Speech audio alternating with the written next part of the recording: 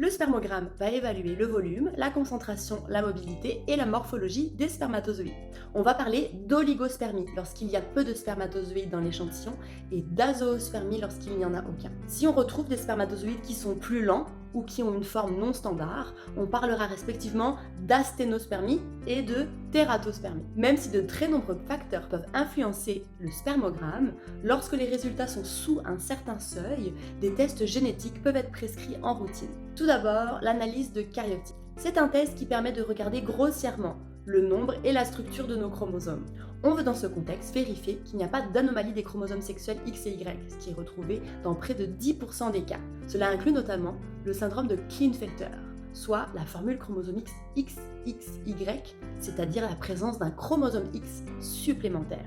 Je vous parlerai plus en détail de ce diagnostic dans une autre capsule. Un autre test plus précis s'assure qu'il ne manque pas certaines portions spécifiques du chromosome Y qui sont impliquées dans la production des spermatozoïdes.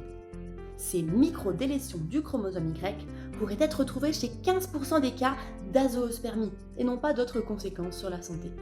Enfin, une dernière analyse pourrait être indiquée si on pense que le problème n'est pas dû à la production, mais plutôt à l'acheminement des spermatozoïdes via un canal qui pourrait être obstrué. Dans ce cas, on s'assurera que ce n'est pas associé à des fautes d'orthographe, dit mutation génétique, dans le gène de la fibrose kystique, le gène CFTR. Je vous parlerai plus en détail de cette condition dans une autre capsule, mais sachez qu'il existe une forme de cette maladie qui ne cause aucun symptôme pulmonaire et impacte essentiellement la fertilité masculine.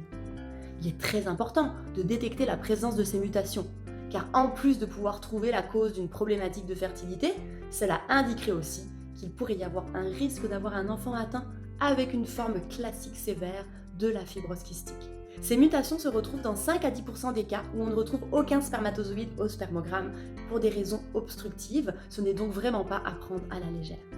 Si toutes les analyses génétiques reviennent normales, on aura significativement réduit la possibilité que l'infertilité masculine soit associée à une cause génétique.